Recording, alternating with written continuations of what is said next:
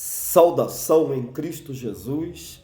Eu te convido a abrir a sua Bíblia comigo no livro de profeta maior Isaías, capítulo 6, e eu quero meditar com você.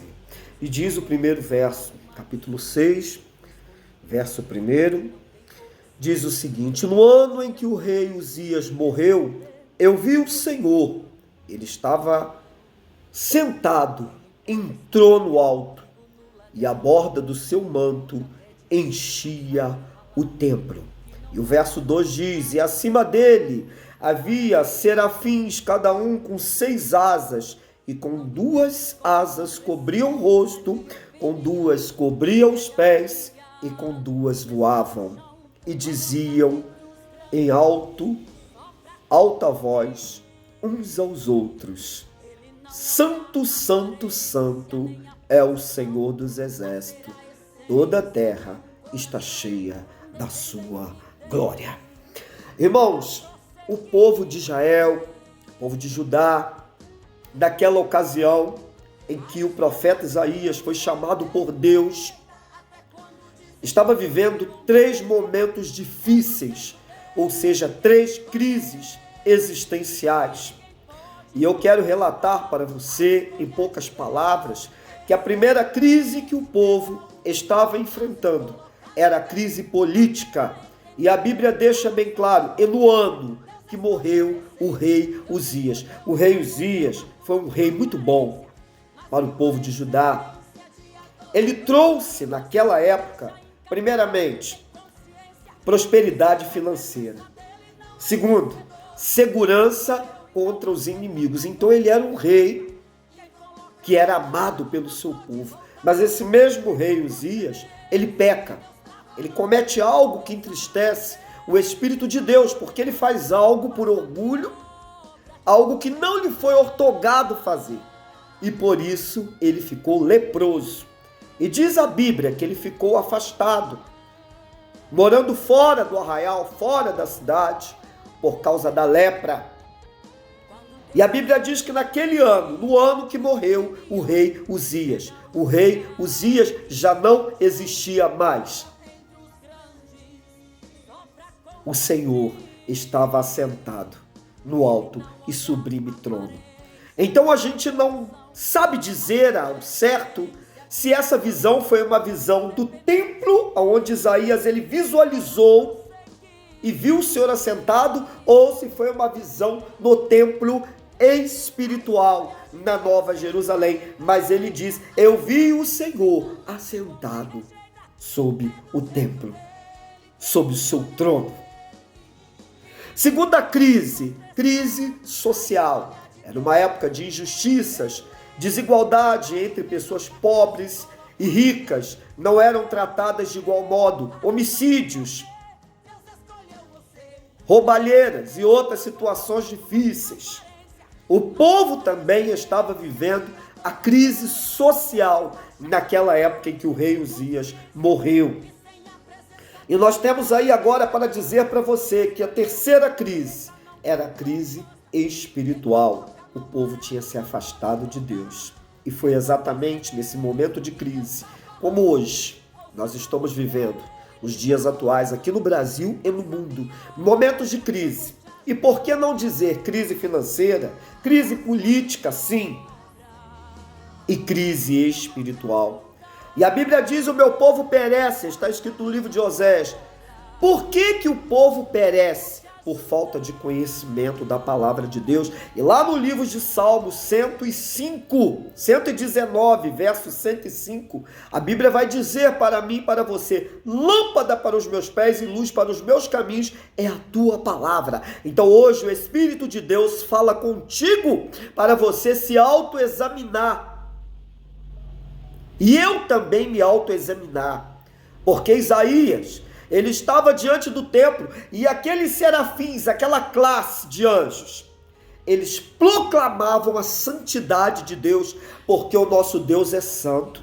A palavra diz, louvado seja Deus, no livro de Apocalipse, que aquele que é limpo, limpe-se mais, e quem é sujo, suje-se mais. E a palavra do Senhor também diz: sede santo, porque eu sou santo.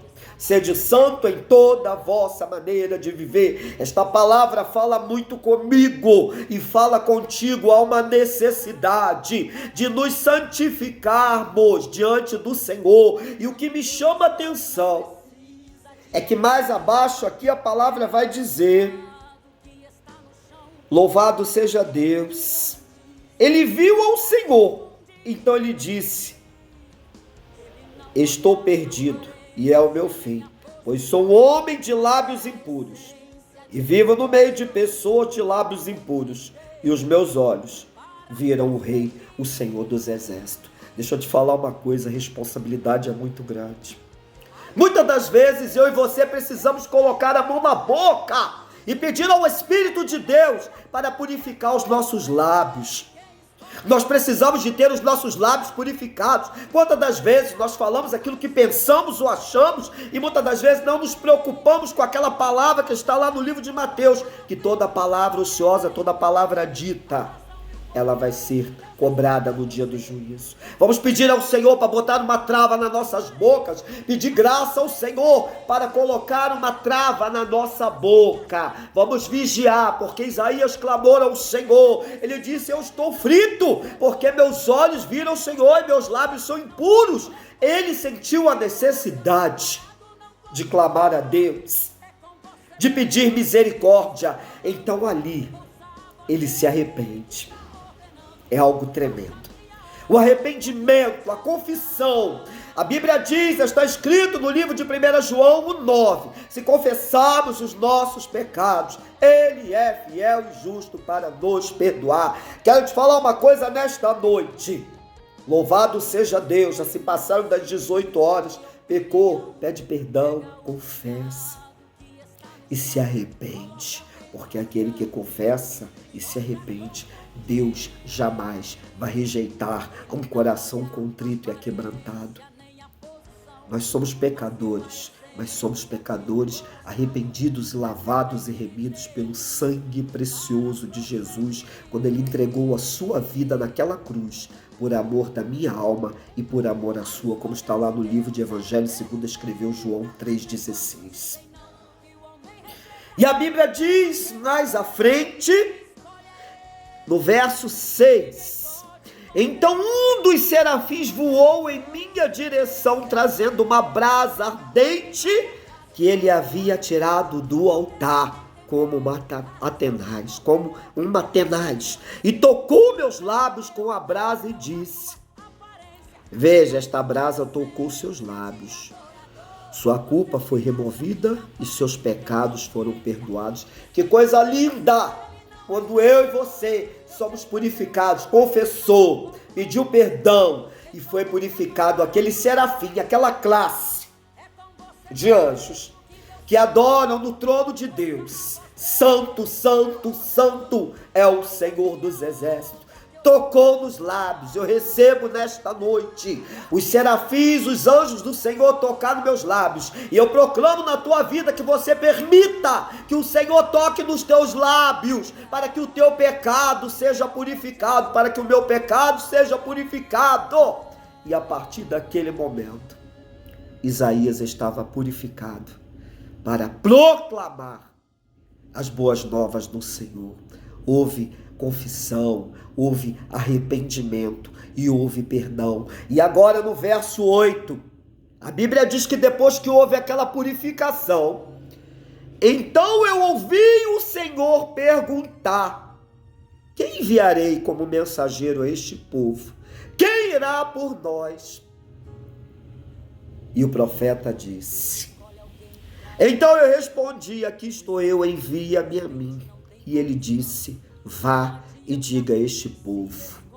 E mais embaixo diz: ouça com atenção, mas não entendam, observem bem, mas não aprendam. Ou seja, o coração daquele povo era obstinado. Muitas das vezes eles iam ouvir, mas não iam entender, não iam compreender, não iam obedecer. Mas não importa se você tem pregado, seja na tua casa, seja onde você mora, seja para os teus amigos. Agora mesmo há pouco eu estive num local, louvado seja Deus, e eu ali levei a palavra para uma pessoa, mesmo diante daquele consultório.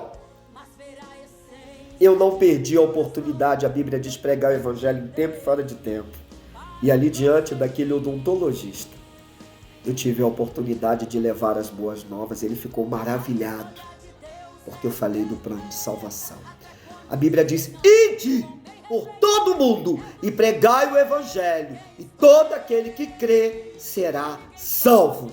Porém, aquele que não crê já está condenado. Que esta mensagem da parte de Deus, ela possa impactar o teu coração, ela possa impactar a tua alma, porque ela falou comigo. O Senhor propôs no meu coração que eu anunciasse esta palavra, que primeiro serve para mim e serve para você, porque eu tenho uma responsabilidade de proclamar com santidade a palavra de Deus.